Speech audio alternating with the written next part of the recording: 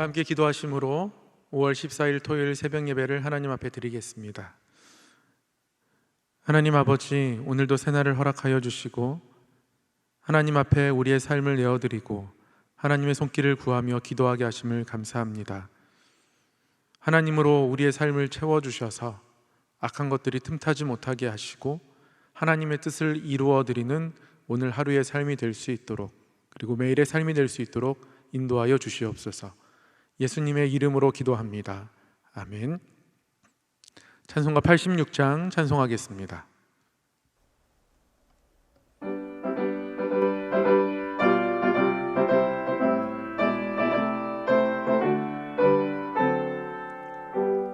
내가 늘 의지하는 예수, 나의 상처 입은 심령을 불쌍하게 여기사 위로하여 주시니 미쁘신 나의 좋은 친구. 내가 의지하는 예수, 나의 사모하는 친구. 나의 기도 들으사 응답하여 주시니 미쁘신 나의 좋은 친구. 주의 손 의지하고 살 때 나를 해할 자가 없도다. 주님 나의 마음을 크게 위로하시니 미쁘신 나의 좋은 친구. 내가 의지하는 예수, 나의 사모하는 친구. 나의 기도 들으사 응답하여 주시니 미쁘신 나의 좋은 친구. 내가 요단강 건너가며 마음이 두려워서 떨 때도 주가 인도하시니 어찌 두려워하랴. 미쁘신 나의 좋은 친구. 내가 의지하는 예수, 나의 사모하는 친구. 나의 기도 들으사 응답하여 주시니 미쁘신 나의 좋은 친구. 이후 천국에 올라가서 모든 성도들과 다 함께 우리들을 구하신 주를 찬양하리라. 미쁘신 나의 좋은 친구. 내가 의지하는 예수, 나의 사모하는 친구. 나의 기도 들으사 응답하여 주시니 미쁘신 나의 좋은 친구. 아멘. 오늘 우리에게 주신 하나님의 말씀, 고린도전서 7장 1절로부터 16절까지의 말씀입니다. 고린도전서 7장 1절로부터 16절까지의 말씀, 생명의 삶은 82쪽입니다. 하나님의 말씀을 제가 봉독하겠습니다. 너희가 쓴 문제에 대하여 말하면 남자가 여자를 가까이 아니함이 좋으나 음행을 피하기 위하여 남자마다 자기 아내를 두고 여자마다 자기 남편을 두라. 남편은 그 아내에 대한 의무를 다하고 아내도 그 남편에게 그렇게 할지라. 아내는 자기 몸을 주장하지 못하고 오직 그 남편이 하며 남편도 그와 같이 자기 몸을 주장하지 못하고 오직 그 아내가 하니 서로 분방하지 말라. 다만 기도할 틈을 얻기 위하여 합의상 얼마 동안은 하되 다시 합하라. 이는 너희가 절제 못함으로 말미암아 사단이 너희를 시험하지 못하게 하려 함이라. 그러나 내가 이 말을 함은 허락이요 명령은 아니니라. 나는 모든 사람이 나와 같기를 원하노라.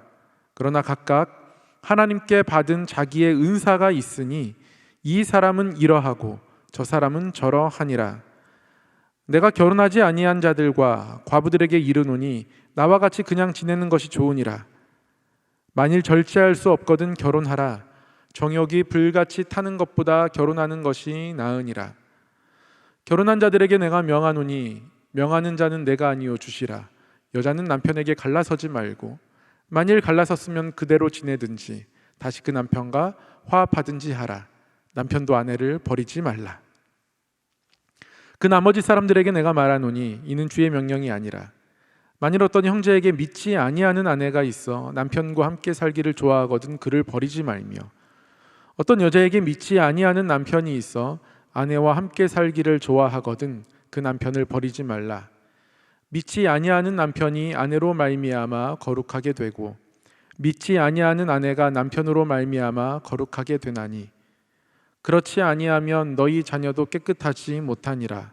그러나 이제 거룩하니라. 혹 믿지 아니하는 자가 갈리거든 갈리게 하라. 형제나 자매나 이런 일에 구애될 것이 없느니라. 그러나 하나님은 화평 중에서 너희를 부르셨느니라. 아내된 자여 네가 남편을 구원할는지 어찌 알 수 있으며 남편 된 자여 네가 내 아내를 구원할는지 어찌 알 수 있으리요. 아멘. 이 말씀은 살아계신 하나님의 말씀입니다.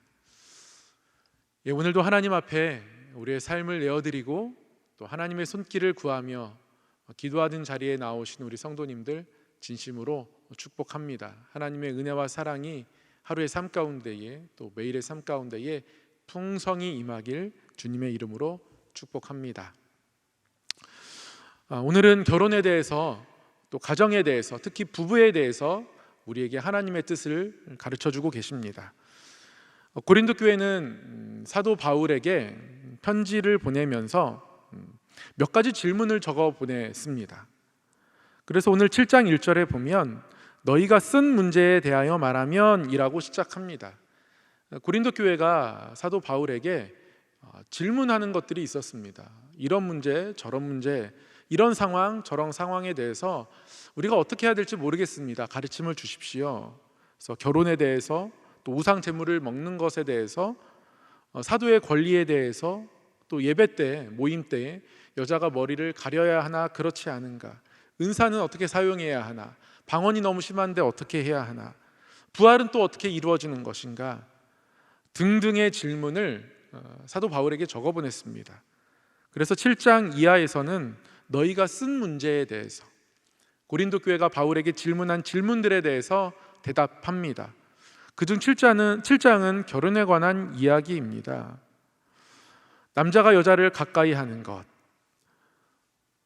여자가 남자를 가까이 하는 것, 서로 이상에게 끌리는 마음이 있는 것, 이것은 인간의 당연한 본성이기도 합니다.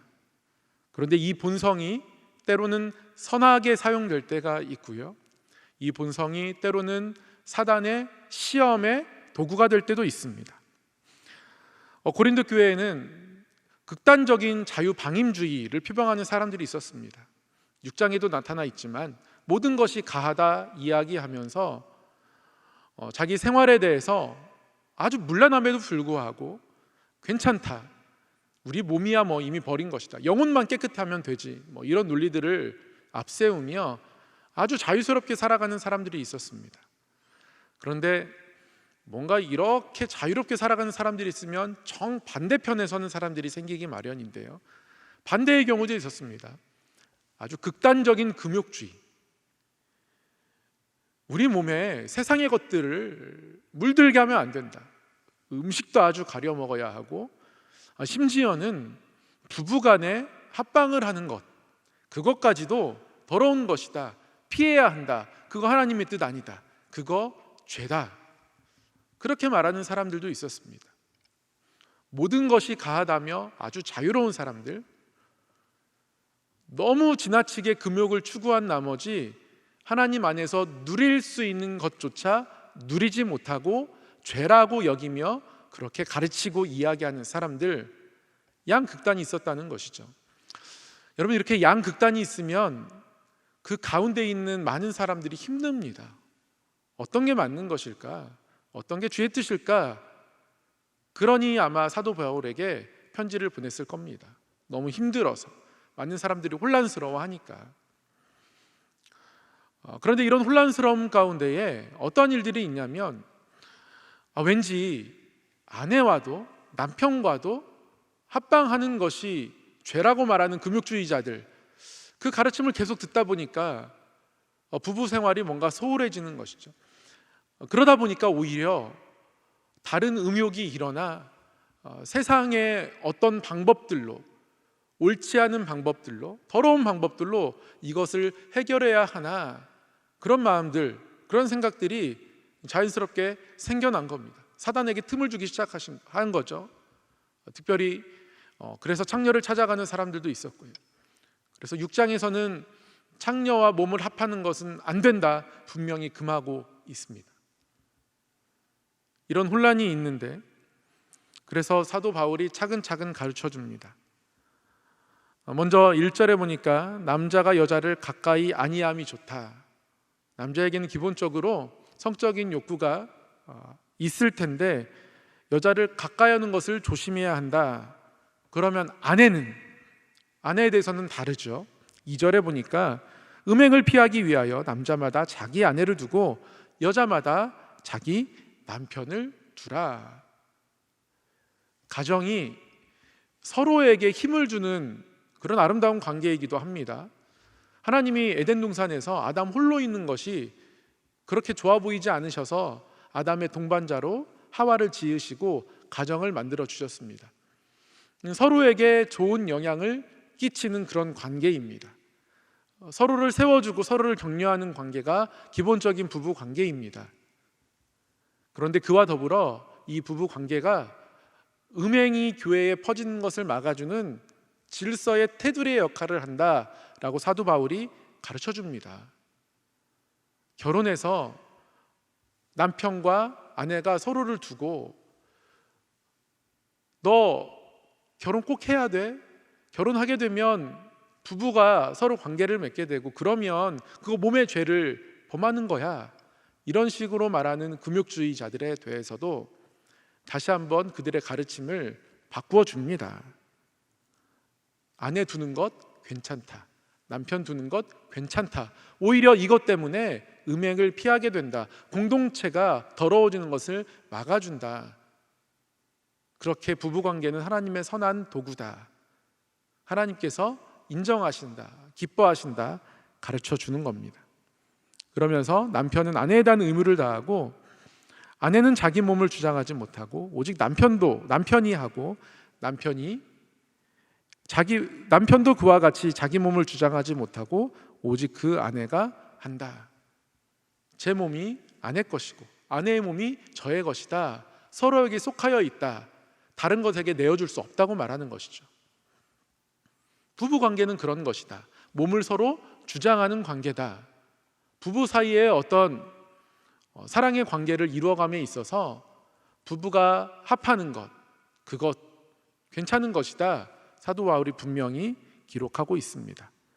5절에서는 더 분명히 얘기하죠. 분방하지 말라.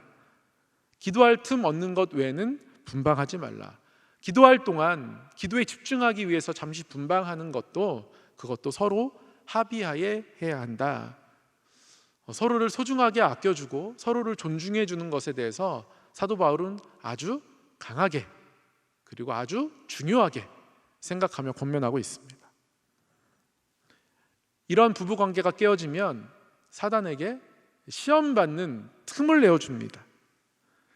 이렇게 하는 이유, 부부가 서로를 존중하고 서로가 서로에게 대해서 자기 것이라고 다른 사람에게 내어줄 수 없다고 말하는 이유, 5절 끝에 나와 있습니다. 사단이 너희를 시험하지 못하게 하려 함이라. 그리고서 몇몇 구체적인 상황에 대해서 바울은 계속 가르침을 주는데요.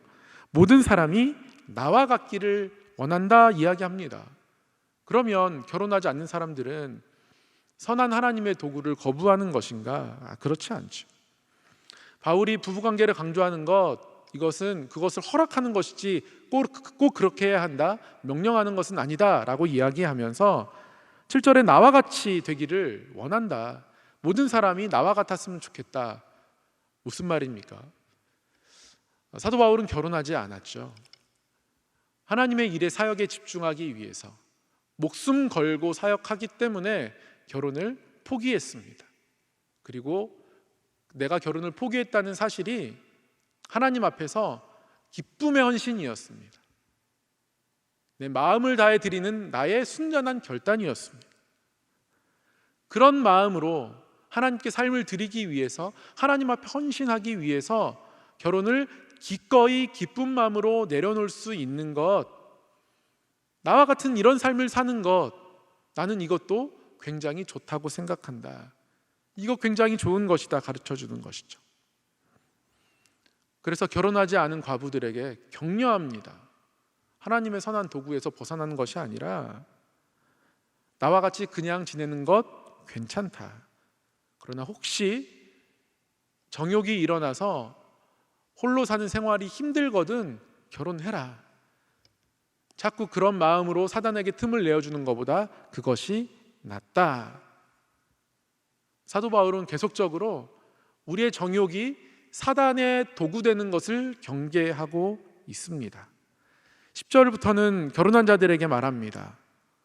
여자는 남편에게서 갈라서지 말고 남편도 그를 버리지 말아야 한다. 이것이 주님께서 부부 사이에 주신 계명이다. 그렇게 이야기합니다. 그런데 주의 명령은 아니지만 내가 너희들을 가르치겠다라고 이야기하면서 믿지 않는 배우자에 관한 이야기를 12절 이하에서 하는데요. 믿지 아니하는 아내가 있고 믿지 아니하는 남편이 있는 경우, 믿지 않는 배우자라 할지라도 신앙의 이유로 갈라설 필요가 없다. 그를 버리지 말라. 같이 살아도 괜찮다. 그거 죄 아니다. 라고 이야기해 줍니다. 혹시 갈라서는 경우가 생기면 믿는 부부는 절대 갈라서면 안 된다고 앞에서 얘기했는데요. 그래도 믿지 아니하는 자가 혹시 갈라지게 되거든 그래도 갈라서도 괜찮다. 그것도 죄가 아니다. 하나님께서는 믿지 아니하는 자가 갈리거든 갈리게 하라라고 15절에서 그렇게 말씀합니다. 그러나 아내에게 이런 당부를 합니다. 갈라지는 것이 죄는 아니지만 네가 그 사람을 구원할 수 있을지 어떻게 알겠느냐. 믿지 않는 배우자에 대해서 하나님이 그 가정에 이 사람을 선교사로 파송하셨다. 그렇게 말씀하고 있는 거예요. 청년부 교역자로 섬기던 시절이 있었습니다. 청년들이 가끔 상담합니다. 목사님, 결혼을 생각하면서 만나는데 신앙이 없습니다. 어떻게 합니까? 그럼 제가 한숨을 쉽니다. 너 어떡하니? 축하하는 마음이 이만큼 있는데 너의 평생을 생각하니까 내가 걱정이 되더라 하면서 당부를 하죠. 신앙을 부부가 같이 누리고 같이 성경 읽고 오늘 같이 예배를 드리고 그 말씀에 대해서 같이 나누고 하는 건 평생의 축복이다. 그런데 그 축복을 누릴 수 없음이 안타깝다. 그렇다고 그 축복을 포기하지 마라. 선교사와 같은 각오로 그 사람을 만나라. 제가 결혼하지 말라고 해서 결혼하지 않을 건 아니거든요. 그래서 선교사의 정체성을 분명히 해줍니다. 얼마 동안 선교를 해야 할지 모른다. 선교사가 선교지 나갈 때 그렇게 나아간다. 언제 고향 땅으로 돌아올지 모르는 상태에서 나아간다. 너도 선교지에 나가는 거야. 선교하는 마음으로 감당해야 해. 때로는 외롭고 때로는 지치고 때로는 이 사명이 눈에 보이지 않아. 선교사님들 다 그런 것들을 겪어. 너도 겪을 거야. 그래도 이 일들을 감당하기로 작정해야 한다. 그래서 결혼식 하면 성경책 주면 거기다가 선교사 누구누구 네 이름을 써라. 제가 이렇게 이야기합니다. 사도 바울도 마찬가지인 거예요. 이 가르침이 그러한 우리 삶의 태도를 보여줍니다. 믿지 않는 배우자와 어떤 가정 안에서 신앙을 나눌 수 없으면 힘들고 어렵지만 때로는 박해를 받지만 갈라서는 것이 죄는 아니지만 그러나 너를 통해서 하나님은 그 사람을 구원할지 어떻게 아느냐. 그 생명을 자원하는 마음 가운데에 포기하지 말고 네가 선교사처럼 품었으면 좋겠다. 하나님이 그런 마음을 이 말씀 안에 담아 주신 것이죠.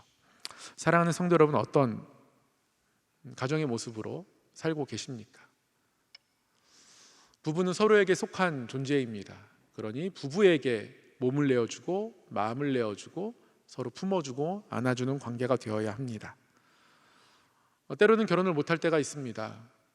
지금과 같은 어떤 비용과는 좀 다른 거죠. 지금은 나의 편리를 위해서 결혼을 안 하는 경우가 많은데요, 그거 아니고요, 주님을 위해 헌신하기 위해 기꺼이 결혼하지 않는 바울처럼 결혼하지 않는 분들도 있습니다. 바울이 괜찮다 이야기합니다. 혹시 나의 마음이 정욕이 일어나 사단에게 틈을 내어준다면 결혼하기로 작정해야 한다 이야기합니다. 사단에게 틈을 내어주지 말라는 것이죠.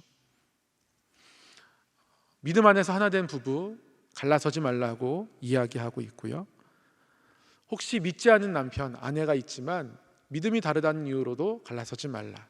혹시 갈리게 되거든 갈릴지라도 그러나 그 사람을 하나님께서 너에게 맡기셨다는 사실을 꼭 염두에 두어라. 하나님의 그 마음을 다시 한번 생각해 보아라. 그 사람이 너를 통해 구원받을 수 있다는 것, 구원이 일어날 수 있다는 것 혹시 알겠느냐? 라고 하면서 갈라서는 것을 계속 유보하고 있습니다. 사랑하는 성도 여러분, 다시 한번 가정이 하나님의 손길이 임하는 곳 되기를 소망하고요, 혹시 가정에 믿지 않는 가족을 위해서 기도하시고 계신다면 선교사와 같은 마음으로 가족을 위해서 기도하기를 소망합니다. 자녀들도 믿지 않는 배우자를 또 택해서 어머니 아버지 결혼 허락해 주세요 찾아오기도 하고 그렇게 말하기도 하죠.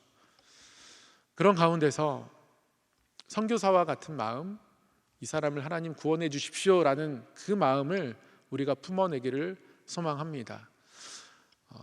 돌아오는 주일, 내일이죠.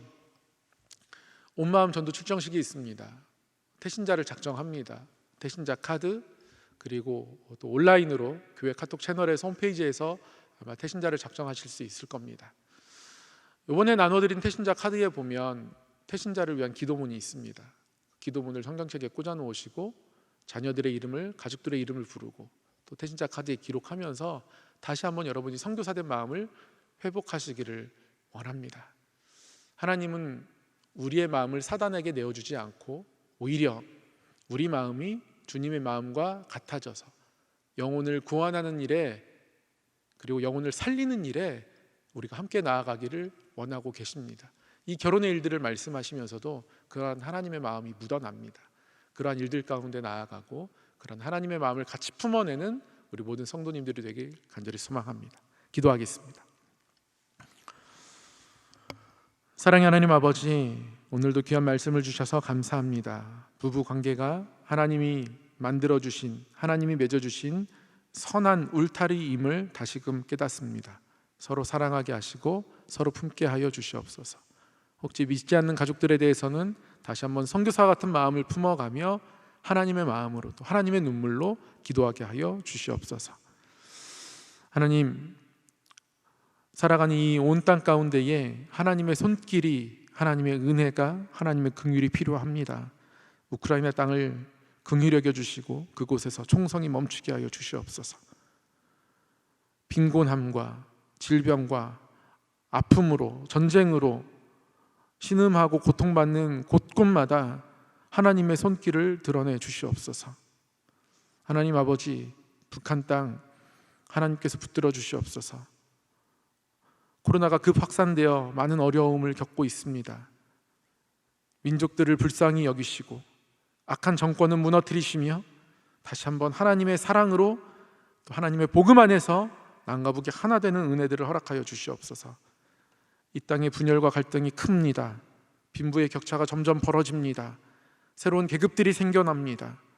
하나님 아버지, 우리 모두를 하나님의 사랑으로 하나 되게 하여 주시며 이 복음을 통하여서 사회의 골짜기, 분열, 치유하며 채워갈 수 있도록 역사하여 주시옵소서.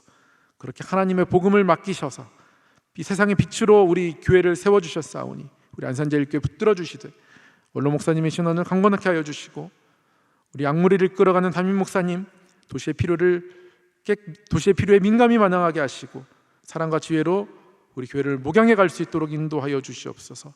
모든 재직들 가운데 한마음 허락하여 주셔서 주의 일들을 능하게 감당하게 하여 주시고 서로 사랑하며 격려하며 선한 공동체로 설 수 있도록 인도하여 주시옵소서. 하나님 아버지, 내일 온마음 전도 출정식이 있습니다. 하나님, 이 출정식을 통하여서 우리의 마음이 하나 되게 하여 주시옵소서. 마가의 다락방에 각 사람 머리 위에 불을 허락하여 주신 것처럼 우리 각 사람 마음 가운데 성령의 불을 허락하여 주셔서 복음을 전하는 자리로 나아가게 하여 주시옵소서. 매일 1인 1중보로 모여 기도회가 이루어지고 있습니다. 기도하는 자리에 눈물 뿌려 기도하며 나와 하나님의 도우심을 얻고 구하고 중보하며 우리 교회가 더욱더 응답으로 채워져 갈 수 있도록 하나님 함께 하여 주시옵소서. 하나님, 특별히 여러 항전직을 새로이 세워주셨습니다. 이제 모여서 훈련하고 양육받으며 임직 때까지 하나님의 뜻을 더욱더 마음에 새기고 나아가고자 하오니 모든 임직 훈련들 가운데에 하나님께서 함께 하여 주셔서 하나님이 원하시는 사람의 모습들로, 마음들로 세움받게 하여 주시옵소서. 5월에 이루어질 모든 유아 아동 세례 가운데도 하나님 은혜 베풀어 주시고 믿는 자가 더해지는 은혜를 우리가 누리게 하여 주시옵소서. 하나님 앞에 예물 드린 손길을 기억하시고 그 손길에 담겨있는 눈물과 아픔, 삶의 모든 형편 하나님 아시오니 하나님 긍휼히 여겨 주시옵소서. 그 손이 곤고치 아니하도록, 마르지 아니하도록, 힘 없어지지 아니하도록 하나님의 선한 것으로, 사랑으로, 긍휼로, 필요한 것으로 채워 주시옵소서. 우리 모든 삶 가운데에 늘 하나님의 선한 뜻이, 그 사랑이 나타나며 이루어지게 하여 주시옵소서. 예수님의 이름으로 기도하옵나이다. 아멘. 하늘에 계신 우리 아버지, 아버지의 이름을 거룩하게 하시며 아버지의 나라가 오게 하시며 아버지의 뜻이 하늘에서와 같이 땅에서도 이루어지게 하소서. 오늘 우리에게 일용할 양식을 주시고 우리가 우리에게 잘못한 사람을 용서하여 준 것 같이 우리 죄를 용서하여 주시고 우리를 시험에 빠지지 않게 하시고 악에서 구하소서. 나라와 권능과 영광이 영원히 아버지의 것입니다. 아멘. 주신 말씀 기억하면서 우리 삶에 하나님의 선하심이 이루어지기를, 또 사단의 유혹이 틈타지 않는 견고한 우리 삶이 되기를 소망하며 기도하겠습니다.